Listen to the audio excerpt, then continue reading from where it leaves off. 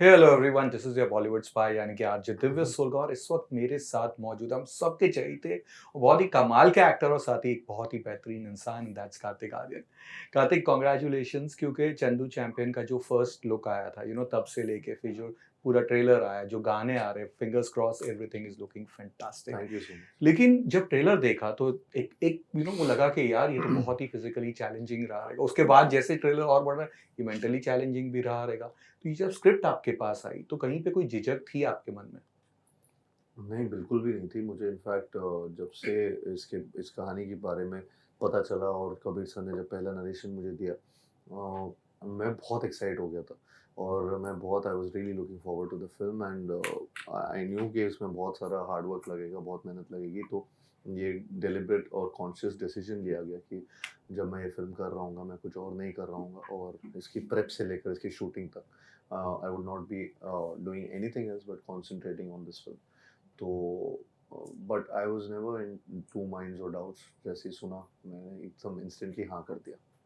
लेकिन हम जो यहाँ पे हिंदी फ़िल्म इंडस्ट्री में रहते हैं, यहाँ पे जो चलता है लोग उसी को सपोर्ट करते हैं, but you have broken that thing. ये मैंने पहले भी एक बार आपसे कहा था कि जब आपकी लाइट हार्टेड फ़िल्में या हुँ, रोमांटिक फ़िल्में, कॉमिकल फ़िल्में चल रही थी, आपने धमाका किया जिसके लिए यू गॉट फैंटास्टिक रिव्यूज़। जी, अगेन उसके बाद एक और दौर आया आपने आपके फ्रेडी की, जिसमें लोगों को शॉक कर दिया था। जी। But this one is much more bigger, much more bolder. तो ये वाले कहीं पे वो जो आपने जो किए थे, did hmm. That motivate you to go ahead with this one? I think somewhere down the line मैं अपने स्क्रिप्ट जजमेंट पे जा रहा हूँ। मैं बहुत जब भी कोई कहानी सुनता हूँ तो मैं बस उसी चीज़ पे जज करता हूँ कि क्या ये मुझे अच्छी लगी सुनने में और क्या मैं इसको देखना चाहता हूँ स्क्रीन पे। तो वो जैसे ही मुझे इनफैक्ट जब चंदू चैंपियन का वन लाइन सुना या उसका नरेशन सुना, तो मुझे इनफैक्ट इसमें बहुत एक यूनिक स्टोरी दिखी। It was not just about one spot, it was about the entire journey जो उनकी लाइफ में हुआ है and be it the sports, be it the his zeal for life, be it the willpower, or be it the war and his army life. तो वो बहुत बहुत सारी चीज़ों से बनी थी ये फिल्म एंड ये जर्नी उनकी लाइफ हुँ। की। तो वो बहुत ही ब्यूटीफुल जर्नी थी और मेरे लिए बहुत यूनिक स्टोरी थी। तो अगेन मैं इसको इनफैक्ट मल्टी जॉनर फिल्म ही कहूँगा क्योंकि इसमें बहुत सारी चीज़ें हैं जो मैं पहली बार भी कर रहा था और जॉनर वाइज भी ये इसमें आप इसको स्पोर्ट्स में, आप इसको इमोशनल ड्रामा में या किसी एक स्पेसिफिक जॉनर में नहीं डाल सकते इस फ़िल्म को। तो वो मेरे को बहुत इस बार इसके बारे में यूनिक लगा एंड या बट नोइंग यू, आपने पिछली दफ़ा भी कहा था कि आप इसकी पहले वाली फ़िल्मों में भले आप लीन रहते हैं लेकिन you are a foodie, and इस फ़िल्म के लिए वो सब कुछ हुँ, छोड़ना पड़ा था। हुँ। तो दैट मस्ट हैव बीन काफ़ी चैलेंजिंग। सबसे ज़्यादा चैलेंजिंग क्या था जब उस पूरे फ़िज़ीक के लिए? मुझे लगता है सबसे ज़्यादा चैलेंजिंग फ़िज़ीक के लिए सबसे ज़्यादा चैलेंजिंग सबसे बड़ी बात मुझे फूड की हैबिट्स को चेंज करना था। बिकॉज़ वो मेरे लिए बिल्कुल आदत सी बन चुकी थी हुँ, और in fact all the more because मैंने फ्रेडी की थी उससे पहले या और वो फ्रेडी में जो एक आदत बन गई थी I didn't realise that it's gone to this extent where अब मैं 39-40% फैट पे आ चुका था। And I had to lose all that weight, the extra fat, and then come to a situation जहाँ पे मैं उससे एक मस्कुलर बॉडी पे जाऊँ या एथलेटिक बॉडी पे जाऊँ। तो पहले तो वो पड़ाव पार करना था, फिर उसके बाद ये वाले ज़ोन में आना था। सो आई थिंक वो उसके लिए बहुत ज़रूरी था कि मेरी फूड हैबिट्स को ऑल्टर किया जाए and that was the most difficult part at that time. Because वो सिर्फ़ हैबिट 1 महीने 2 महीने के लिए नहीं बट बल्कि डेढ़ साल, पौने हुँ, 2 साल के लिए करनी थी।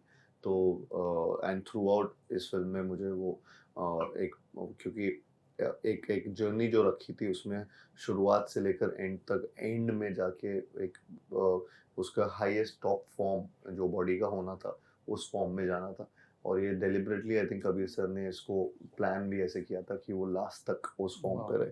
तो मैं उस तरफ के लिए वो डाइट शुरुआत से वहाँ तक वो ऐसे करते-करते हम लोग पहुँचे एंड हाँ, मैं 40% या 39% फैट पे जब था, वहाँ से करते-कराते हम 20 पे आए, 20 से 15 पे 12 फिर 7% तक हम वॉव! इवेंचुअली गए। बट आपने मुझे ये भी बताया था हम जब ग्वालियर गए थे कि आपने 1 साल तक स्वीट शुगर टच नहीं किया। हुँ, बिल्कुल। एक बार भी चीटिंग वीटिंग करके नहीं, डेढ़ कुछ नहीं? साल तक कुछ नहीं, नहीं, 1 नहीं। दिन भी नहीं? बट उसके बाद जब वहाँ पे रसमलाई खाई तो कितना मतलब कितनी तृप्ति मिली? वहाँ बहुत ज़्यादा मेरे को मेरी आत्मा तृप्त हो गई जब मैंने वो जब मैंने उस पहली बार जब स्वीट खाया। लेकिन तब मुझे थोड़ा गिल्टी फील भी हुआ कि इतने टाइम बाद ओह मैंने ये गॉड! खाया। तो बिकॉज़ अब आई डोंट नो, एक लाइफ़स्टाइल में बहुत चेंज आ चुका था और मुझे एक आदत बन गई थी कि ऐसा चीट मील ना खाने की या गलत खाना ना खाने की। But having said that, it was it felt really sweet and really nice. Shahrukh Khan ने उनकी फ़िल्म जो थी उसका पूरा बुर्ज खलीफा में उसे लॉन्च किया गया था। उसके बाद आप और साजिद अब जा रहे हैं। You are going to do it after that. How is it following his footstep? बहुत बड़ी बात है। I think I'm just excited. मैं वहाँ दुबई हम लोग जब जा रहे हैं, and I'm really looking forward to that. वो एक massive event है जो Sajid sir and the entire team has planned. So I'm just hoping that it turns out to be well.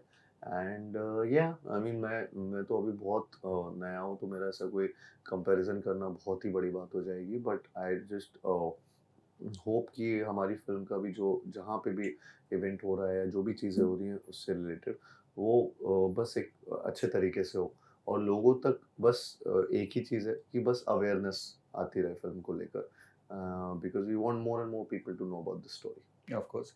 जब एक एक्टर स्टार बन जाता है कार्तिक, तो उसके जो मैनरिज़म्स होते हैं वो फैन्स फ़ॉलो करते हैं। तो आपसे जानना चाहूँगा कि आपके कौन से वो चीज़ें हैं दैट भूल भुलैया का दैट अगेन हुक स्टेप, या फिर आपका जो डायलॉग था कि प्रॉब्लम क्या है वन, और द सॉन्ग फ्रॉम टीयर सोनू की टीटू दोस्ती one, which is the one, कौन-सा सबसे ज़्यादा फैन्स फ़ॉलो करते आई थिंक बहुत फ़ॉलो करते हैं, आई थिंक हेयर स्टाइल बहुत फ़ॉलो करते हैं। हैं? हाँ। बहुत ज़्यादा बाल को लेकर कि एक जगह मैं देख रहा था कहीं पे कार्तिक आर्यन हेयर कट कोई सैलून सैलून पे ऐसे वो भी चल रहा था, तो आई फील कि वो बहुत कुछ हुआ है।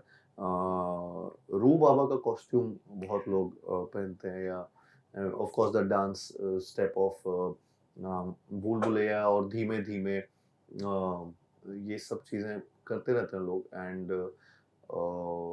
एंड ऑल्सो आई फील कि तेरा यारू मैं, हुँ। जिस तरीके से वो लोगों के बीच में एक फ्रेंडशिप सॉन्ग बहुत बड़ा बना, आई फील वो आई फील लकी कि मेरे पास ऐसे इस तरीके की एल्बम्स या इस तरीके की सॉन्ग्स भी हैं.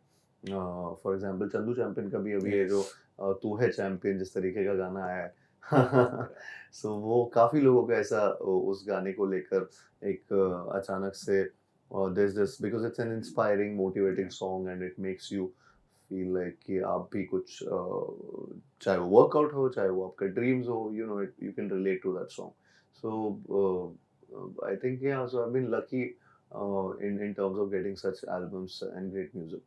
एल्बम्स के साथ-साथ you also been lucky with directors. आपने एक बहुत कमाल के डायरेक्टरों के साथ काम किया है। जी. शुरुआत करें सुभाष घाई से लेकर कबीर तक, again Imtiaz Ali is there, big big names are there, और वो भी शुरुआत ऑफ योर करियर में। One, how does that feel? I think मुझे ऐसा लगता है कि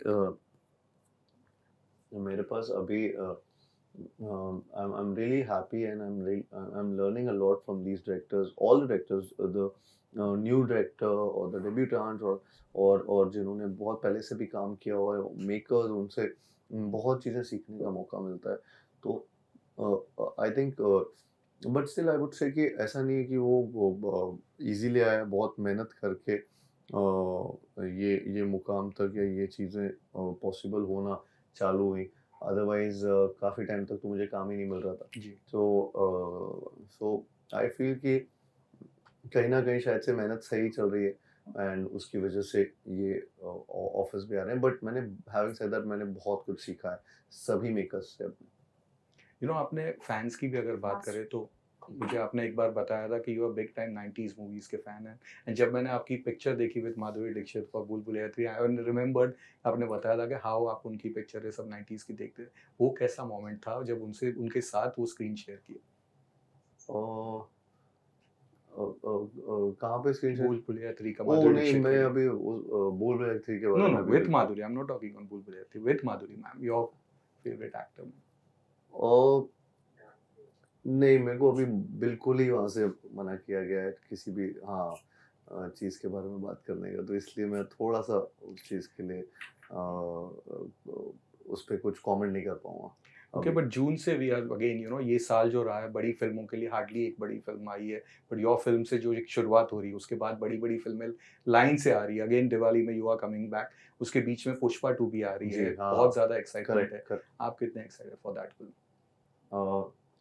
मैं आई थिंक हर फिल्म के लिए बहुत एक्साइटेड रहता हूँ। मैं सिंगल डाउन तो नहीं कर पाऊंगा, लेकिन आई थिंक मैं मुझे ऐसा लगता है कि हर फिल्म के लिए उतना एक्साइटमेंट रखना भी, मैं मूवी बफ हूँ, तो क्या मुझे हर चीज़ देखने में मज़ा आता है।